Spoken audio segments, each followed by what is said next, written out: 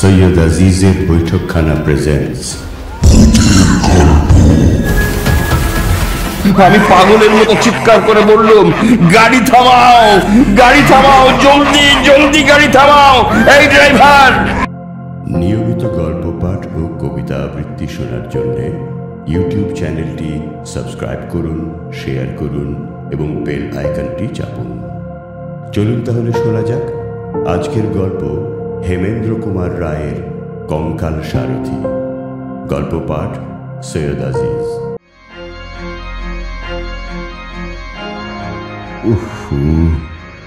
ম্যালেরিয়ার মতন ছ্যাঁচড়া অসুখ পৃথিবীতে আর আছে কি? এই দেখো না, শখ করে সেদিন ঢাকুরিয়া লেক দেখতে গিয়েছিলুম সন্ধ্যার একটু আগে। হঠাৎ কাঁপুনি দিয়ে আমার জ্বর এলো। সে কি যে সে জ্বর, যে সে কাঁপুনি! না পারি দাঁড়াতে, না পারি বসতে, একেবারে ঘাসের ওপর শুয়ে পড়লুম। কি শীত রে বাপ! পা থেকে মাথা পর্যন্ত চাদর মুড়ি দিয়ে কাঁপতে কাঁপতে কেমন যেন আচ্ছন্নের মতো হয়ে রইলুম। সেইভাবে কতক্ষণ ছিলুম ভগবান জানেন। তবে একবার চাদরের ভেতর থেকে জুলজুল করে চোখ মেলে উঁকি মেরে দেখলুম চারিদিকে গাঢ় অন্ধকারের মেলা বসেছে। কোথাও জনমানবের সাড়া নেই। বুকটা ছ্যাঁত করে উঠল। কোথায় বাগবাজারে আমার বাড়ি, আর কোথায় পড়ে আছি আমি একলা। গুন্ডায় গলায় ছুরি বসাতে পারে, সাপে কামড়াতে পারে, বিনা চিকিৎসায় প্রাণ পাখি ফুরুক করে পালিয়ে যেতে পারে। বাড়ির লোক হয়তো এতক্ষণ ভেবে ভেবে সারা হচ্ছে, আর তো এখানে থাকা চলে না। যেমন করেই হোক আমাকে আজ বাড়ি যেতেই হবে। অনেক কষ্টে উঠে দাঁড়ালাম। গায়ের ভেতর দিয়ে তখনও যেন আগুনের ঝলক ছুটছে। চোখের সামনে দিয়ে যেন সারি সারি সর্ষে ফুল নাচতে নাচতে একবার আঁধার সাগরে ডুবে যাচ্ছে, আর একবার ভেসে উঠছে। প্রতিবার পা ফেলি আর মনে হয় এই বুঝি আমি দড়াম করে পপাত ধরণী তলে পতিত হলুম। তবু থামলুম না, মাতালের মতো টলতে টলতে এগিয়ে চললুম। রাত ঝাঁঝা করছে।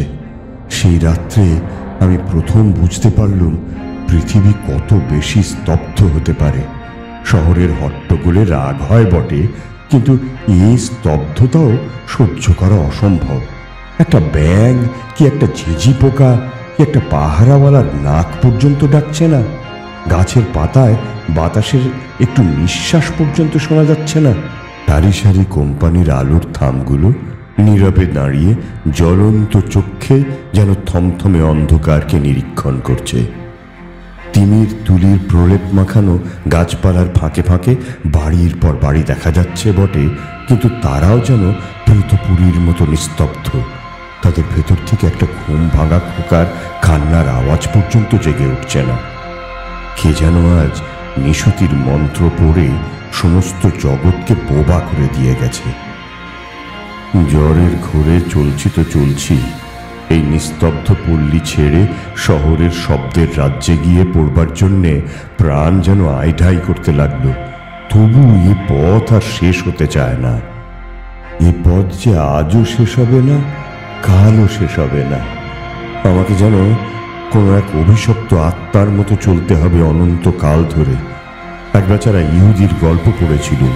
তার সাপে তাকে নাকি অনন্তকাল ধরে সারা বিশ্বে ছুটোছুটি করে বেড়াতে হয়েছিল। আমারও কি তাই হলো নাকি? মাঝে মাঝে এক একটা মাঠ যেন এক একটা অন্ধকারের মায়া সরোবর। সেখান দিয়ে যেন অন্ধকারের ঢেউ বইছে, অন্ধকারের স্রোত ছুটে আসছে আমাকে গ্রাস করবার জন্যে। অন্ধকারের তরঙ্গের ভেতরে গাছগুলোকে দেখাচ্ছে যেন বড় বড় দৈত্য দানবের মতো। পথিকের হৃৎপিণ্ড ছিঁড়ে খাবার জন্যে তারা ওত পেতে প্রস্তুত হয়ে আছে। কান্না ভরা কনকনে বাতাস এসে চুপি চুপি যেন আমার কানে কানে বলে যাচ্ছে, ওহে নিজুম রাতের মানুষ, এই মৃত্যুপুরীর ভেতর দিয়ে কোথায় চলেছ তুমি? আমার কথা শোনো। ভূত প্রেতরা একে একে জেগে উঠেছে। এই বেলা প্রাণ নিয়ে পালিয়ে যাও, যাও গো যাও। আরো খানিক অগ্রসর হয়ে মনে হলো পৃথিবীর সমস্ত শব্দ এসে আমার দুই পায়ের দুই জুতোর ভেতর আশ্রয় নিয়েছে। প্রত্যেকবার পা ফেলি আর এই শব্দগুলো জুতোর ভেতর থেকে চমকে ওঠে, রাজপথের উপর আছাড় খেয়ে পড়ে আমাকে চমকে চমকে তোলে। শব্দ শুনতে চাই, কিন্তু পায়ের শব্দ পাচ্ছি, কিন্তু কিন্তু কেন জানি না সে শব্দ শুনে আমার মন খুশি হবে কি আরো বেশি নেতিয়ে পড়তে লাগলো। সে যেন রাজপথের ঘুমন্ত কোনো অশরীরী প্রেতাত্মার চিৎকার। আমার পদাঘাতে সে যন্ত্রণায় গর্জে উঠছে। এতক্ষণ পরে রসা রোডের মোড়ে এসে পড়ল। স্বস্তির নিঃশ্বাস ফেলে ট্রামওয়ের একটা লোহার থামে ঠেসান দিয়ে দাঁড়িয়ে খানিকক্ষণ জিরিয়ে নিল। এখানটাও তেমনি নির্জন ও তেমনি নিস্তব্ধ হলেও আমার জন্য অনেকটা আরাম হলো। এই তো ট্রামের রাস্তা, এই পথ ধরে সিধে গেলেই যত মাইল দূরেই থাক আমাদের পাড়া বাগবাজার ঠিক পাওয়া যাবেই যাবে। খানিক দূর এগোতে পারলেই লোকজনের সাড়াও নিশ্চয়ই পাব। আর ট্রাম ও বাস বন্ধ হলেও ট্যাক্সি মেলা তো অসম্ভব নয়। তখন জ্বরে আমার চোখ ছলছল করছে, কান করছে ভোঁ ভোঁ, আর মাথা করছে বোঁ বোঁ করে। বারবার ইচ্ছে হতে লাগলো পথের উপর লম্বা হয়ে শুয়ে পড়বার জন্য। কেবল বাপ মায়ের বিষণ্ণ মুখের কথা ভেবেই মনের সেই ইচ্ছা দমন করলুম অনেক কষ্টে। নিজে নিজেই বললুম, মন তুমি শান্ত হও, এই পথের শেষেই আছে তোমার বাড়ি, তোমার আত্মীয় স্বজন, তোমার নরম তুলতুলে বিছানা। কোনো রকমে চোখ মুদে এইটুকু পথ পার হতে পারলেই ব্যাস, সকল কষ্ট সকল ভাবনার অবসান। হঠাৎ দূর থেকে একটা শব্দ জেগে উঠে চারিদিকের নিস্তব্ধতার মুখে যেন ভাষা দিলে। ঘড়ঘড় ঘড়ঘড় করে একটা বাজ ডাকার মতো শব্দ আমার দিকে এগিয়ে আসছে।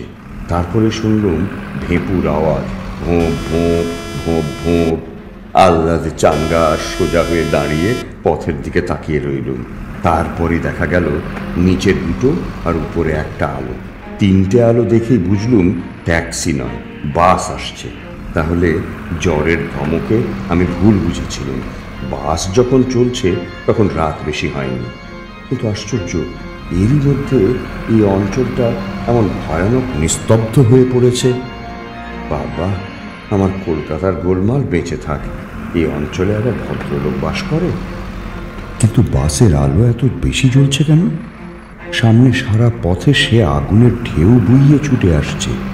আর এই নিরালা পথে এত জোরে ভেঁপু বাজাবারই বা দরকার কি? এই অঞ্চলের সন্ধ্যের পরেই ঘুমকাতুরে লোকগুলোর কানে যে তালা লেগে যাবে। ঊর্ধ্বশ্বাসে ছুটতে ছুটতে ধুলোয় ধুলোয় পথ অন্ধকার করে একখানা রাঙা টকটকে মস্ত বাস আমার কাছে এসে হঠাৎ দাঁড়িয়ে পড়ল, এবং সঙ্গে সঙ্গে একজন তীব্র তীক্ষ্ণ স্বরে চিৎকার করে বলে উঠল, ধর্মতলা, ওয়েসলি, শ্যামবাজার। আমি তাড়াতাড়ি বাসে উঠে একখানা গদিমোড়া আসনের উপর গিয়ে ধূপ করে বসে পড়লুম। হোক শ্যামবাজারের বাস, এই নিস্তব্ধ মরার মুল্লুক এখান থেকে তো সরে পড়ি। শ্যামবাজার থেকে বাগবাজার পায়ে হেঁটে যেতে বিশেষ এমন দেরি লাগবে না। কিন্তু জানি না, বাসের ভেতর ঢুকেই আমার মনে হলো আমি যেন এক জগৎ ছেড়ে আর এক অচেনা জগতের ভেতরে প্রবেশ করলুম। বাস ছুটছে, তার ভেপু বাজছে, এত বেগে বাস ছুটছে তার জানালাগুলো সব খোলা রয়েছে, অথচ বাইরে থেকে বাতাসের একটুখানি ঝলক পর্যন্ত আমার গায়ে লাগছে না। ভারী অবাক হয়ে গেল। আমার জ্বর কি এত বেশি উঠেছে যে দেহের অনুভব করবার মতন ক্ষমতাটুকু আর নেই? পথ তেমনি নির্জন আর নিঃসার, কিন্তু বাতাসও কি আজ ঘুমিয়ে পড়েছে? আমার খালি মনে হতে লাগলো দম বন্ধ হয়ে সারা পৃথিবী আজ মারা পড়েছে, তার কোথাও আর জীবনের লক্ষণ নেই।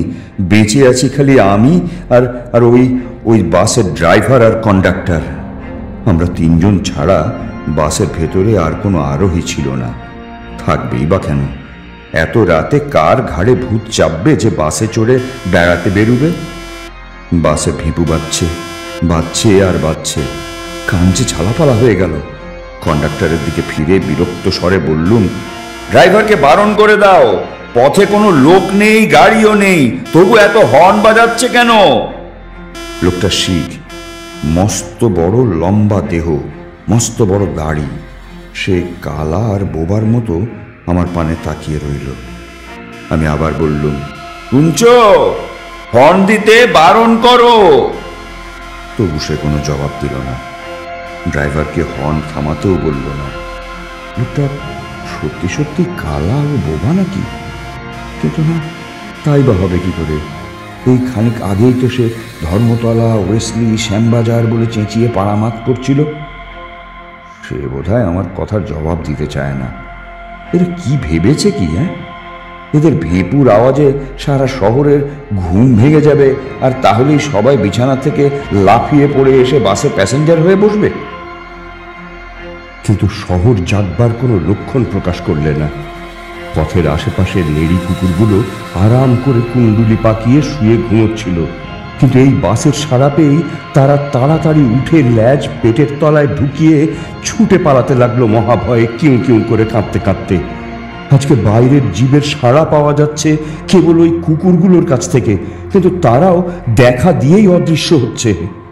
কুকুরগুলো আমাদের বাস দেখে পালাচ্ছে। মনের ভেতরে প্রশ্ন জাগতে লাগলো, কেন কেন কেন? কন্ডাক্টর আমার কথা জবাব দিচ্ছে না, কেন কেন কেন? ড্রাইভার ক্রমাগত ভেঁপু বাজাচ্ছে, কেন কেন কেন? কন্ডাক্টরের দিকে ফিরে বললুম, এই তোমার ভাড়ার পয়সা নাও। সে মস্ত একটা কালো হাত বাড়ালে। ভাড়া দিয়ে টিকিট নেবার সময় আমার হাতে তার হাতের ছোঁয়া লাগলো। উফ, অমনি মনে হলো কে যেন একখানা তীক্ষ্ণ বরফের ছুরি দিয়ে আমার হাতে গ্যাঁচ করে খোঁচা মারলে। জ্যান্ত মানুষের হাত এমন কনকনে ঠান্ডা হয়? আশ্চর্য হয়ে তার মুখের দিকে তাকালাম। তার লম্বা লম্বা চুল আর দাড়ি গোঁফের জঙ্গলে ভরা মুখখানি বাঁশি মরার মতো স্থির। তার চোখেও পলক পড়ছে না, তার চোখ যেন পাথরে গড়া। আমার বুকটা গুড়গুড় করতে লাগলো। আজকে শহরের এই নির্জনতা, পৃথিবীর এই নিস্তব্ধতা, বাতাসের এই অভাব, ভাড়াটে বাসের এই ভেঁপুর আওয়াজ, কন্ডাক্টরের এই উদাসীন মূর্তি, সমস্ত যেন রহস্যময়, সমস্তই যেন অস্বাভাবিক। কি কুক্ষণে আজ বাড়ির বাইরে পা দিয়েছি। যতবারই ফিরে তাকাই ততবারই কন্ডাক্টরের সেই মরার মতো স্থির মুখ আর পলক হারা পাথুরে দৃষ্টি চোখে পড়ে। কেমন একটা অমানসিকভাবে আমার মনটা ছেয়ে গেল। আর সহ্য করতে পারলুম না। সামনে বেঞ্চের উপরে দু হাতের ভিতরে মাথা রেখে চোখ মুঁধে আমি চুপ করে বসে রইলুম। ভাবলুম, শ্যামবাজার পৌঁছানোর আগে মাথা তুলতে চাই না। কিন্তু মাথা তুলতে হলো, আবার চোখ খুলতেও হলো। আধ ঘন্টার বেশি সময় কেটে গেছে। গাড়িও না থেমে ক্রমাগত ছুটছে, তবু এখনো শ্যামবাজার এলো না কেন? মুখ তুলে জানালা দিয়ে মুখ বাড়িয়ে আমার আর বিস্ময়ের সীমা রইল না। শ্যামবাজার তো দূরের কথা, গাড়ি এখনো ভবানীপুরেই আসেনি। অথচ গাড়ি এত বেগে ছুটছে যে পথের দুপাশের বাড়িগুলো তীরের মতো পেছনে সরে সরে যাচ্ছে।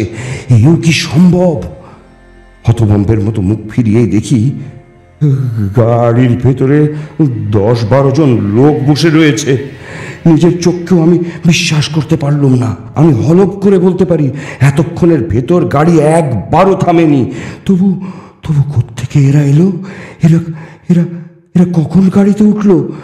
একে একে সকলের মুখের পানে তাকিয়ে দেখলুম সব মুখই মরার মতো স্থির, নির্বিকার। সব চোখের পাথুরে দৃষ্টি আড়ষ্ট হয়ে আছে।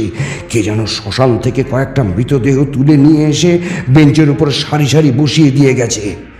তাদের ভেতরে বাঙালি আছে, খোট্টা আছে, সাহেব আছে, কিন্তু তারা সবাই চেয়ে আছে আমারই দিকে। সে চাউনিতে কোনো ভাবের আমেজ নেই। সে চাউনি যেন চাউনি নয়, অথচ সে চাউনি দেখলেই গা ছমছম করে, দেহের রক্ত ঠান্ডা হয়ে যায়। তাদের চাউনি যেন চোখের ভেতর দিয়ে আসছে না, আসছে আলোকের ওপার থেকে, অন্ধকারের আত্মার ভেতর থেকে। যে দেশে জ্যান্ত মানুষ নেই সেই দেশ থেকে। ভাবহীন অথচ ভয়ানক তাদের সেই চাউনি। আর এক আশ্চর্য ব্যাপার এই যে গাড়ির ঝাঁকুনিতে তাদের কারুর দেহ একটুও নড়ছে না। গাড়ির ভেতরে বসেও তাদের দেহ যেন গাড়িকে না ছুঁয়ে শূন্যে বিরাজ করছে।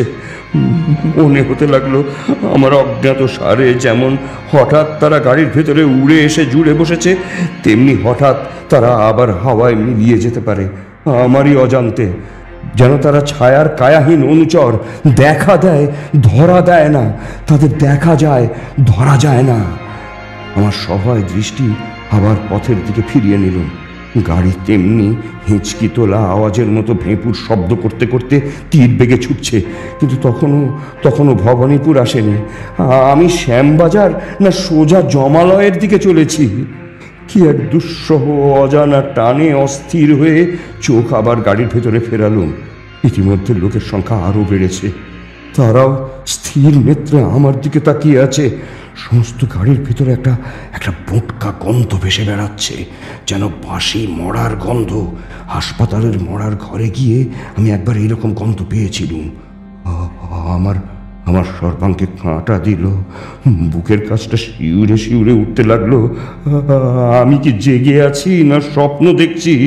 আর থাকতে না পেরে হঠাৎ চেঁচিয়ে উঠে বললুম, এই কন্ডাক্টর, গাড়ি বাঁধো, গাড়ি বাঁধো।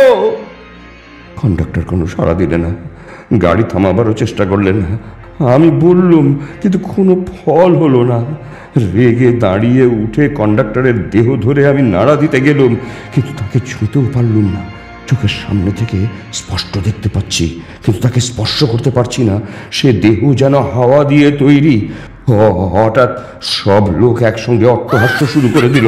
সে অদ্ভুত বিভৎস হাসি আসছে যেন অনেক দূর থেকে, অনেক আকাশ বাতাস ভেদ করে, অনেক সমুদ্র প্রান্তর পার হয়ে, অনেকের নরকের অন্ধকারে ডুব দিয়ে।